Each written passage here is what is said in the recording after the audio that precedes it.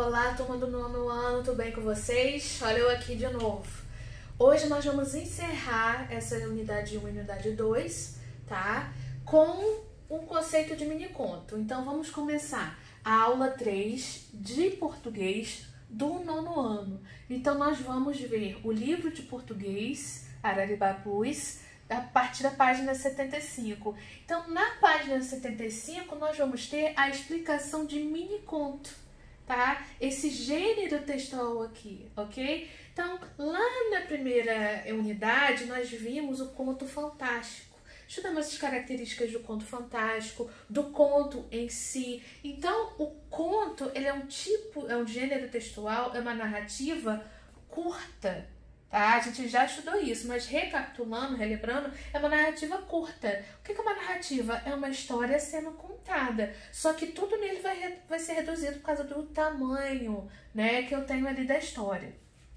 E o mini-conto? O mini-conto também é uma narrativa, tá? Mas ele é mais breve ainda que o conto. Se o conto é curto, o mini-conto é menor ainda, ok? E o que é, na verdade, um mini-conto? O mini-conto, ele tem tudo o que o conto tem, só que é bem menor. Mas também ele conta uma história, também é uma narrativa, ok? Ele conta uma história de maneira reduzida, mas com certeza vai contar uma história. Como eu disse antes, ele possui as características do conto. Quando eu falo em características, eu estou falando também dos elementos que o compõem. Por exemplo, no mini-conto eu também vou ter personagens, eu vou ter o espaço, ou seja, o ambiente onde ocorre aquela história.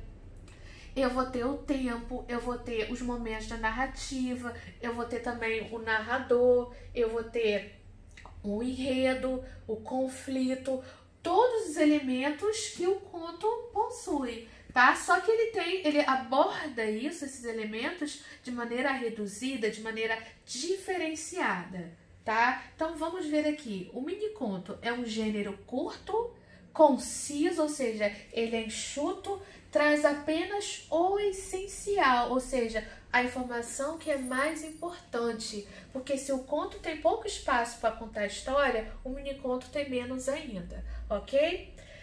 O mini-conto, ele permite ao leitor a tarefa de preencher as lacunas, as entrelinhas. Mini-conto é interativo.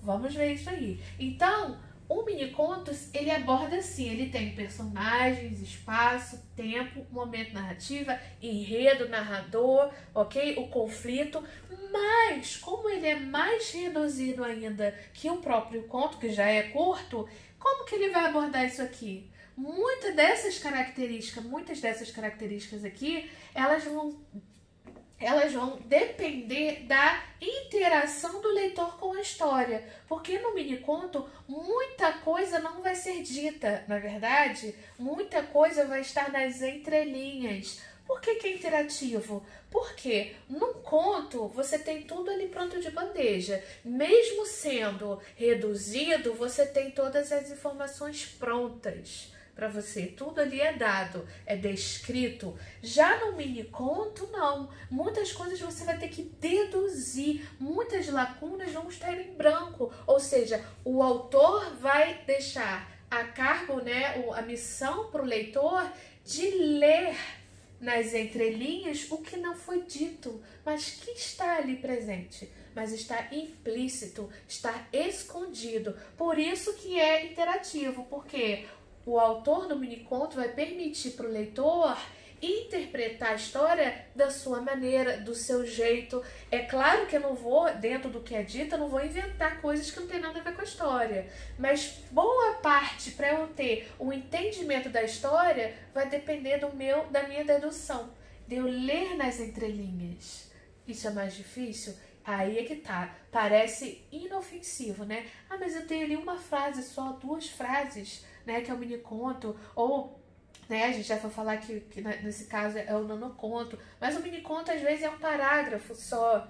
Então, Ah, mas parece inofensivo. Não, requer muito estudo, essa questão de relacionar textos, essa questão de buscar o conhecimento que você já tem para aplicar naquela história, é fazer interpretação de textos, de utilizar o raciocínio lógico, a poder da dedução, de leitura, de ver o que está escondido, interpretar aquilo e trazer aquilo para a tona, ok? Outra característica, o mini conto, as palavras são escolhidas com cuidado. Não é só porque ele é um parágrafo só, é um texto curto, que ele vai ser escrito de qualquer forma. Pelo contrário, se no livro, no romance, que é uma narrativa extensa, tem todo esse cuidado da escolha de palavras, como que o autor vai utilizar aquilo para representar, ele vai falar no sentido literal, ou no sentido conotativo, no sentido figurado, tem toda uma escolha no conto, que é uma história curta também, imagina no mini conto. Se eu não escolher as palavras adequadas, a história não vai ter sentido, ainda mais num curto espaço. Então, as palavras são escolhidas com cuidado para ter esse entendimento, para permitir que o leitor seja capaz de deduzir informações. Então, se eu não tivesse cuidado na escolha de palavras, eu posso prejudicar o entendimento do leitor, esse processo dele ler nas entrelinhas. Algumas curiosidades para vocês agora. Por quê? Nós estamos vivendo numa era, de muita tecnologia, com muito surgimento de novos gêneros textuais a todo momento. Por exemplo, quando eu era adolescente, faz pouco tempo atrás, o celular estava vindo, o celular com a internet estava ainda caminhando, a tecnologia estava crescendo. Então a gente não tinha esse bate-papo que a gente tem do WhatsApp. Tinha o Messenger, o Orkut, mas isso aí foi bem depois, Mas antes disso, o celular era só para ligar e receber mensagens. Então, não existia esse negócio de você falar com um colega por emoji, por exemplo, ou por bate-papo, abreviar, que é o internetês. Não tinha isso. Hoje em dia, tem. Então, novos gêneros estão surgindo por causa da tecnologia. isso afeta tudo, afeta também como que os textos vão se apresentar. Então, a gente está vivendo uma época de globalização em que as informações, a gente recebe aquela quantidade excessiva de informações a todo momento. Isso impacta também nas narrativas, no tipo de narrativa. Então, hoje nós temos vários gêneros, subgêneros. Então, olha só, eu tenho conto que é uma história curta e dentro desse gênero que é conto, eu tenho outros subgêneros, que é o mini conto, por exemplo. Vamos ver então. Mini conto. Eu tenho aqui a palavra conto e eu acrescento aqui um prefixo. Lembra do prefixo? Que é esse pedacinho de palavra que eu acrescento no começo. Então, por esse prefixo, eu já mudo o gênero textual. Ele não é mais um conto, ele é um mini conto. E o que esse mini aqui está indicando? De acordo com o dicionário, é um prefixo que indica algo pequeno ou menor que o tamanho normal.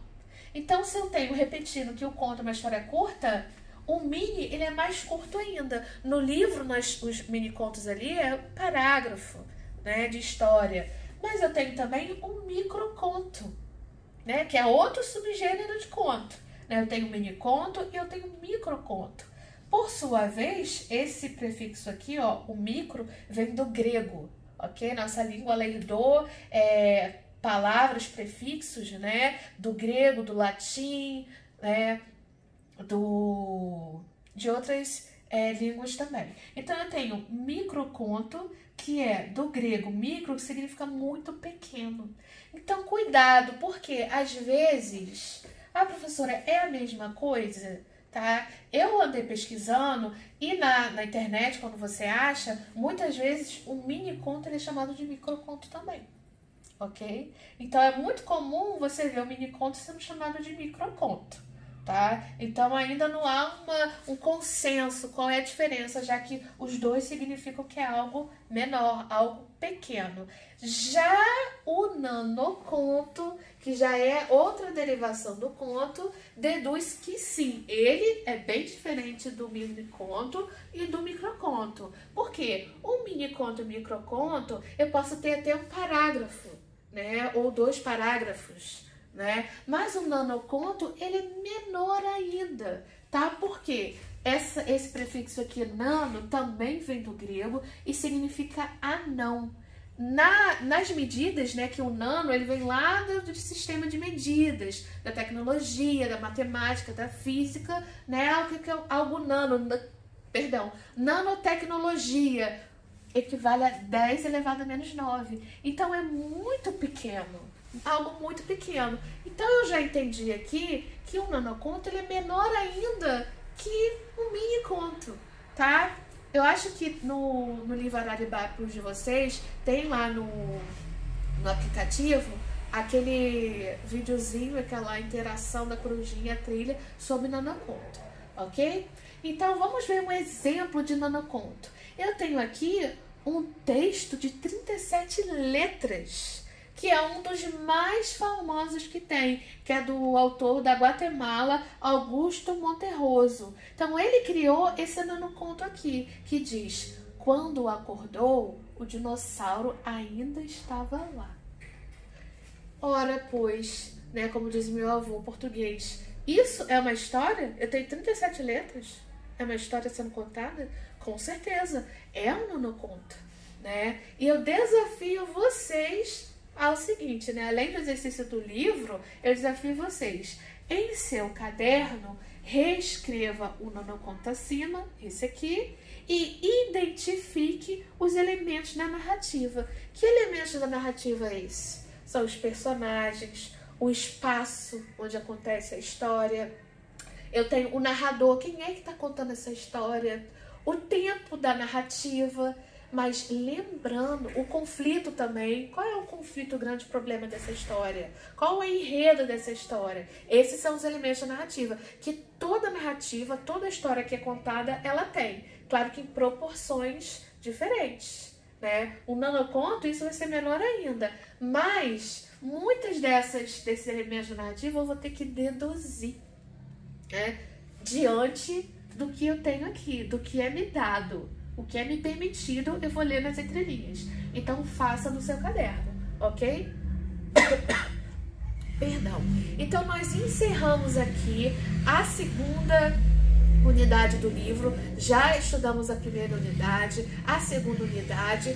Um recado que eu quero dar para vocês. Antes da gente iniciar a unidade 3 do livro, nós vamos nas próximas semanas, né, na próxima semana, eu vou lançar os vídeos de correção. Então, nós vamos corrigir todos aqueles exercícios que eu passei para vocês para fazer no caderno, ok? Aí, só depois da correção dos exercícios que nós vamos iniciar novos conteúdos, ok? Então, o que vocês vão fazer? Vocês vão assistir essa aula. Se não entendeu, assistir de novo. Se não entendeu, aí sim, não consegui entender. Então, vou procurar a professora lá no privado do nosso grupo. Depois que vocês assistirem a aula, depois que esse vídeo for publicado, eu vou mandar para vocês a foto também desse esquema que eu coloquei no quadro. Então não precisa ficar preocupado de não conseguir acompanhar no vídeo que eu vou mandar separado para vocês.